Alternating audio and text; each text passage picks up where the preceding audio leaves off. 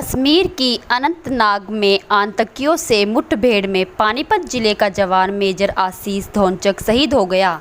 जैसे ही इसकी सूचना परिजनों व ग्राम वासियों को मिली तो गांव में मातम का माहौल छा गया। शहीद होने की सूचना पाकर ग्रामीण व रिश्तेदार सेक्टर उनके निवास पर पहुंचने लगे। कश्मीर में अनंतनाग जिले के राजौरी में आतंकियों से मुठभेड़ में शहीद होने वाले मेजर आशीष धोंचक 36 वर्षीय पानीपत के रहने वाले हैं। उनका पार्थिव शरीर गुरुवार यानी आज दोपहर पानीपत में उनके पैतृक गांव बिंजोल में लाया जाएगा। मेजर आशीष की शहादत का पता चलते ही पूरे हरियाणा में मातम पसर गया। मेजर आशीष को इसी साल 15 अगस्त को उनकी बहादुरी के लिए सेना मेडल दिया गया था। 15 अगस्त 2023 को राष्ट्रपति द्रौपदी मुर्मू ने उन्हें ये मेडल दिया था। मेजर आशीष भी 19 राष्ट्रीय राइफल्स के सिख लाइट इन्फेंट्री में तैनात थे। मेजर आशीष 2 साल की बेटी वामनी के पिता थे। उनकी पत्नी ज्योति भी गृहिणी हैं। उनका परिवार सेक्टर 7 में किराए के मकान में रहता है। मेजर का सपना था कि वे अपने खुद के घर में रहें, इसलिए उन्होंने TDI सिटी में अपना नया घर बनवाया था। उनके मामा महावीर ने बताया कि 3 दिन पहले आशीष से फ़ोन पर बात हुई। अगले महीने 23 अक्टूबर को आशीष छुट्टी लेकर TDI में बन रहे नए मकान में गृह प्रवेश के लिए आने वाले थे। हालांकि इससे पहले ही आतंकियों के सर्च ऑपरेशन के दौरान शहीद हो गए। जिस घर में वह अपने जन्मदिन 23 अक्टूबर को गृह प्रवेश करने वाले थे, अब इसी घर में उनकी पार्थिव देह लाई जाएगी। प्रशासन के मुताबिक मिलिट्री हवाई जहाज से उनके पार्थिव देह अंबाला तक आएगी। इसके बाद सड़क उनके घर लाई जाएगी। उनका अंतिम संस्कार पैतृक गांव में ही किया जाएगा। उनसे मिली थी भाई। हाँ जी, क्या कुछ कर रहे हैं? पहले तो यही था कि भाई ऐसे ऐसे कोई ऑपरेशन है उसमें, बस बाकी फिर न्यूज़ के थ्रू बाकी मेरा बेटा आर्मी में, उसने बताया फ़ोन करके। हाँ जी। तो परिवार में कौन कौन है सर? इसके बच्चे वगैरह, भाई बहन? अकेला लड़का है, मेरे भाई का है। 3 बहनें हैं इसकी। एक इसकी लड़की है 2.5 साल की। ये घर पे कब आए थे सर? इससे पहले अभी आए थे, थोड़े दिन पहले, 1-1.5 महीना पहले आए थे। तो और अभी आने थे, अक्टूबर में छुट्टी आनी थी, मकान शिफ्ट करना था। हमारे शाम के 9 बजे पता चला। हमें बहुत बड़ा दुख व्यक्त किया। लड़का बहुत ही इंटेलिजेंट, बहुत ही सामाजिक लड़का था। देश के प्रति कुर्बान होया। गांव गवान इसकी इंतजार कर रहा, इसकी डेड बॉडी की। और भैया हम सरकार से भी मांग करेंगे, इसके नाम कुछ होना चाहिए, ये उम्र होना चाहिए। बचपन में कैसे थे? बहुत बढ़िया थे, बहुत बढ़िया सूझे लड़के थे। कोई अब नहीं था, कोई भी। खेलकूद में भी? हाँ, खेलकूद में भी बहुत बढ़िया थे। गांव में भी आते थे, छुट्टी पर जैसे आते थे, आप लोगों से मिलते थे, कैसा व्यवहार था? हैं? गांव में आते थे छुट्टी पर, आप लोगों से मिलते थे? सबसे मिलते थे, बहुत बढ़िया व्यवहार था। हंसी मजाक करते थे, प्यार था सब लोगों से। गांव में एक अलग ही लड़का था। अलग ही लड़का था, बहुत बढ़िया विचारों का था। लड़का था जो हमारे गाँव में। बहुत बढ़िया विचारों। उन्होंने शहादत दी है देश के लिए, क्या कहेंगे? शहादत दी हमने गौरव है इस पर, और हम मांग करेंगे गवर्नमेंट से, इसके नाम कुछ होना चाहिए। बिना देश के लिए कुर्बानी दी है, लीडर लड़का था। आशीष एक बहुत ही मेहनती और शील स्वभाव का बच्चा था। और इसके पिताजी जो थे फर्टिलाइज़र में नौकरी कर रहे थे। तो ये लड़का ठीक ठाक पढ़ लिख कर अपना लेफ्टिनेंट भर्ती हो गया था। उसके बाद इसके प्रमोशन होने के बाद ये इस पोस्ट पर पहुंचा था। लोगों से कैसा मेलजोल था, मेल भाव कैसा था जब घर पर आते थे?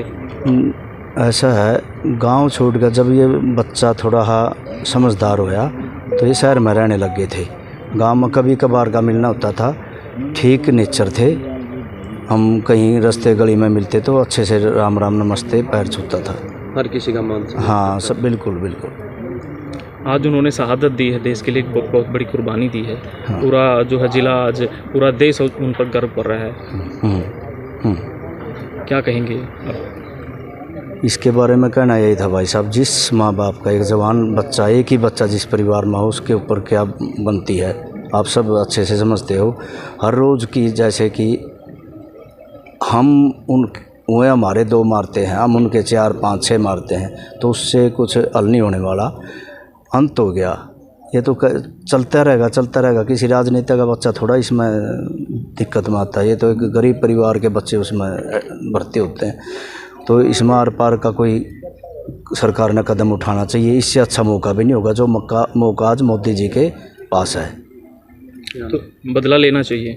बदला तो लेते लेते ज़िंदगी गुजर जाएगा, बदले तो होते नहीं पूरे, लेकिन सिस्टम ऐसा होना चाहिए कि बार आर पार समाधान। हाँ, क्योंकि समाधान क्या उसने समझना ही नहीं पाकिस्तान ने।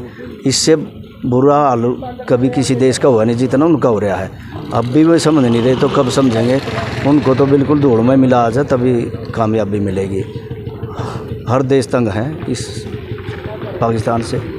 जैसे ही हमारे को कल सूचना मिली, कल तकरीबन हमारे को 3 बजे सूचना मिल चुकी थी कि मेजर आशीष, कर्नल उनके सीओ साहब और एक डीएसपी जे.एंड.के पुलिस के एट द स्पॉट शहीद हो गए। लेकिन हम यहाँ पर आए तो यहाँ घर वालों को कोई सूचना नहीं थी। शक के दायरे में सभी थे, हमारा मुंह खोलना बड़ा मुश्किल हो गया। जब भी टीवी और मीडिया में आई तब हमने मुंह खोला कि हमारे को 2 बजे से पता था कि शहीद हो चुके हैं। वो ट्रेन अनंतनाग की इतना खतरनाक ट्रेन है। हम भी वहाँ जॉब किए हैं, 5RR में मैं भी कंपनी कमांड किया वहाँ पर 2 साल, गुठली बाग इलाके में। बहुत गंदा एरिया है, मौसम की बहुत बड़ी मार है वहाँ पर। एक जवान जब चढ़ के जाता है हाइट के ऊपर, उसी को पता है मैं कैसे चढ़ रहा है। और जो आराम से ताक में बैठा है बंदा, बिल्कुल नज़दीक से उसने शॉट किया है। जो सीओ साहब को माथे में गोली लगी डायरेक्ट, और आशीष को थाई में लगी है। थाई में लगने के बाद आशीष ने ये बोला है कि पहले सीओ को इवैक्यूएट करो, सीओ को निकालो पहले यहाँ से, मेरे को मत छेड़ो, पहले सीओ को निकालो, ताकि पलटन का सीओ है तो सब कुछ है, बाप है पलटन का, सीओ को निकालो, मेरे को छोड़ो। उसने पहले सीओ को इवैक्यूएट कराया, खुद आशीष ने बोल के करवाया जवानों से, मेरे को बाद में संभालना, पहले सीओ को निकालो। उस जो जांबाज सिपाही ने अपनी जान की परवाह न करते हुए पहले अपने कमांडिंग ऑफिसर को वहाँ से इवैक्यूएट करा, और इतने में ब्लीडिंग बहुत ज़्यादा हो गया, वो अपने आप प्राण त्याग गए। सर अगले महीने आने वाला था, अगले महीने घर का इनॉग्रेशन करना था। पापा बीमार रहते थे, बीमारी में भी नहीं आ सके, छुट्टी क्यों हालात ऐसे हैं, घर बार को संभालना बड़ा मुश्किल हो जाता है। वो आने बोला मैं अगले महीने आऊँगा छुट्टी, जब घर का इनॉग्रेशन कराएंगे और जब किराए से मकान से अपने घर में जाएंगे हम। सर बार बार आतंकियों द्वारा इस तरह की हरकतें की जाती हैं, तो क्या होना चाहिए आपकी नज़र से? देखिए ये आप और हमारे बस की बात नहीं। आतंकी आना, वारदात करना, ये एक पॉलिटिकल इशू है। अगर राजनीति चाहे तो क्या नहीं हो सकता। हमें गोली चलाने में डर लगता है कि हम गोली चलाएं, कल न हमारे पे पॉलिटिकल प्रेशर आकर हमारा हरास किया जाए। कितने हमारे जवान ऑफिसर जैसे जवान जेलों के कोर्ट के चक्कर काट रहे हैं। इससे डरते हुए हम फायर करते हुए डरते हैं कि नाजायज़ गोली ना लग जाए किसी से, जवाबदेही भी हो सकती है।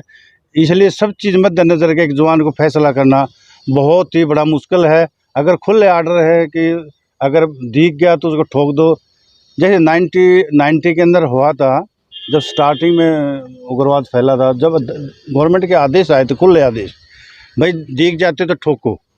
वहाँ 35 लोगों को मारते थे, बंदूक लेके चलते थे। वहाँ उस टाइम कुछ नहीं होता है। ह्यूमन राइट घुस गया देश के अंदर, सेना के अंदर, एक जवानों के हाथ बंधे हुए हैं। हम बोलते हैं कि जवानों के इस सरकार ने हाथ खोल रखे, किसी ने कोई नहीं खोल रखा। हमें वहाँ करते हैं नौकरी, हमें पता है। ठीक, अपने बचाव के लिए भी सोच के फायर करना पड़ता। बड़ी गहराई सोच से सभी घर की, बाहर की, सेना की, आगे के कल कोर्ट के चक्कर ना काटने पड़े, सबको सोच के कार्रवाई करनी पड़ती है। सर नाम बता दीजिए। कैप्टन धर्मवीर देसवाल।